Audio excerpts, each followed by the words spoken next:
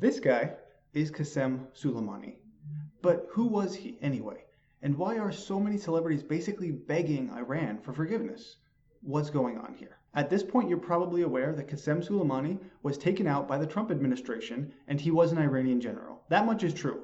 But the part that I don't like is that the media continually refer to him as such, just an Iranian general, as if he were simply a foreign military leader and that Trump decided to just take him out for no reason. And that's simply inaccurate. The fact of the matter is that he was a general, but he was also a terrorist leader and a terrorist himself. I'm not going to argue whether it was correct for Trump to take him out or not. I'm sure we have our own beliefs and our own biases here already, but I'm going to explain that there was some logic and reasoning behind it, whether or not you agree with it. We're also going to get to celebrity reactions to this and how absolutely ridiculous they were. Stay tuned till the end for that. Starting off, Qassem Soleimani was in fact a military leader. He was the major general in the Islamic Revolutionary Guards Corps, which you can basically consider the army of Iran.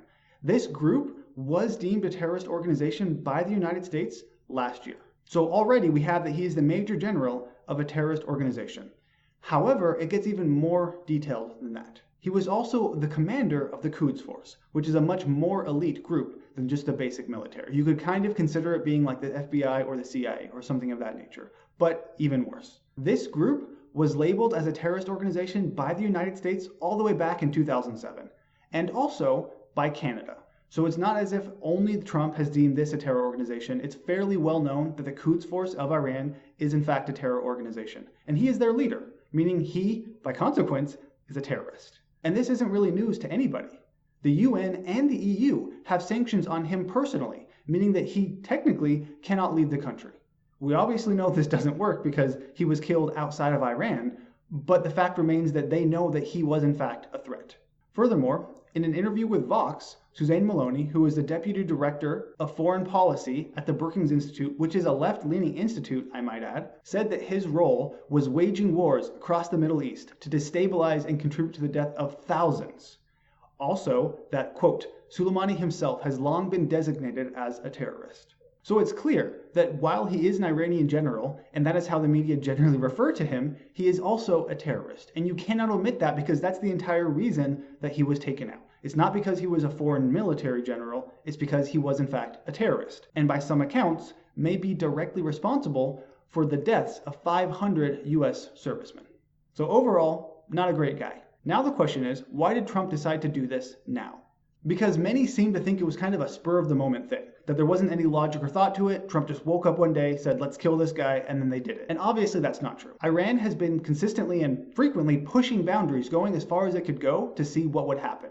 And there hasn't been a ton of retaliation until now. Not only did they destroy a US military drone, which is very expensive by the way, that we paid for, which kind of sucks. They also seized 2 British oil tankers recently. They killed 1,500 of their own citizens for protesting against the current regime, but they also, and more recently, played a vital role in attacking the US embassy in Baghdad. And this is another issue I have with the media. Just like they're referring to Soleimani as a general, like the New York Times did, here we have the media, like CNN, referring to those attackers as protesters. And there was one outlet that even called them demonstrators.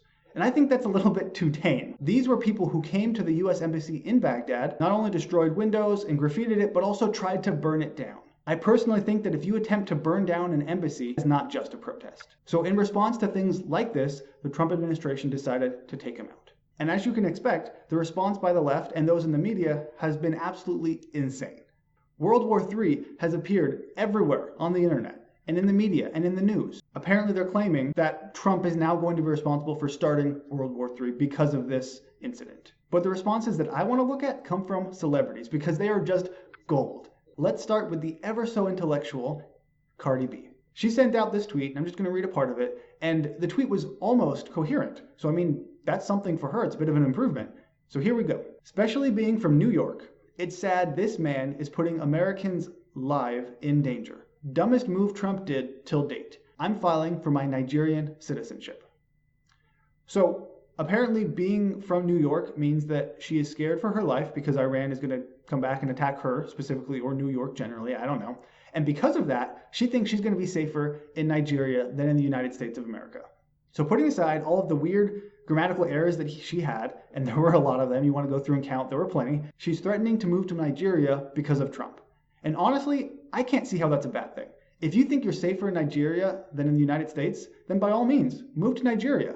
This reminds me of all of the celebrities who claimed they were going to move to Canada if Trump won the election. And none of them really did, which is unfortunate. But if she were to leave, I'd be fine with that.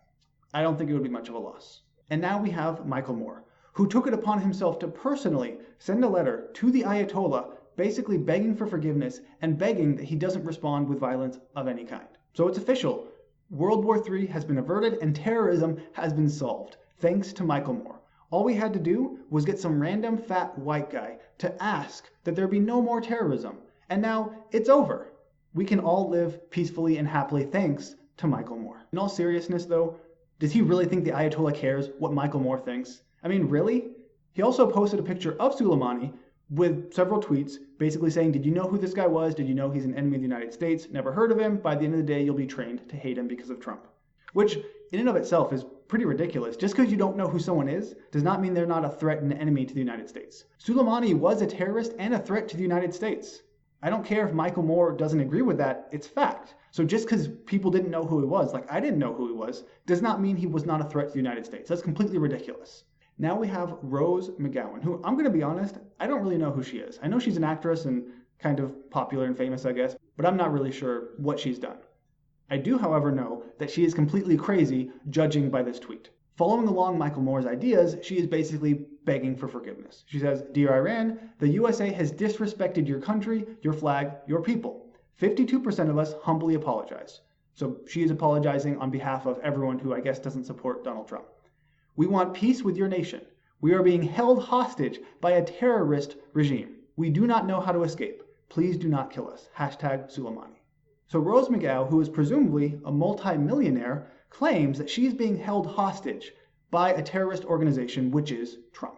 She's claiming that Trump has a terrorist regime and that she's being held hostage, even though I'm fairly certain Trump would not care if Rose decided to move to any other country in the world. No one is stopping her, and yet she's claiming she's being held hostage by a terrorist regime. So now we've escalated. Not only is Orange Man bad and Orange Man Hitler, Orange Man is leading a terrorist regime in the United States. You heard it here first. Rightfully, when people came back and pointed out how absolutely insane this tweet was, she responded in an ever so classy way, "Thanks a lot, dickhead," at real Donald Trump. She sure got Trump. Along those same lines of America being the real terrorist, we have, last but certainly least, Colin Kaepernick, who said, "There is nothing new about American terrorist attacks against black and brown people for the expansion of American imperialism." So once again, the real terrorists are not the Iranian regime. It's not the people who killed 1,500 of their own citizens just last November, who attacked the US Embassy, and who routinely engage in terrorism in that entire area. The real terrorists are the United States of America, because Orange Man bad. Terrorist. This is why I really don't care about the Golden Globes or any of the other award show, because all they do is get up on stage and lecture to us that they know better than we do. As we can clearly see, they think they know better than the rest of us. And they think they can even speak for 52% who didn't vote for Trump. Just because you didn't vote for Trump doesn't mean you think it's a terrorist organization. That's a pretty big leap there. So, Qassem Soleimani was a terrorist. There's no way you can argue against that. You can still disagree with him being killed, but that doesn't mean that America is the terrorist regime. So hopefully, you are a little bit more informed about who Qassem Soleimani was and why the attack on him was actually ordered in the first place. Don't listen to the celebrities. They have no idea what they're talking about. World War III is not just around the corner. Don't worry about that. But I do want to know what your thoughts are down below. Before you take off, make sure you subscribe, hit the notification bell, and don't forget to click on one of these other videos that you may have missed. Thank you for watching, and I'll see you next time.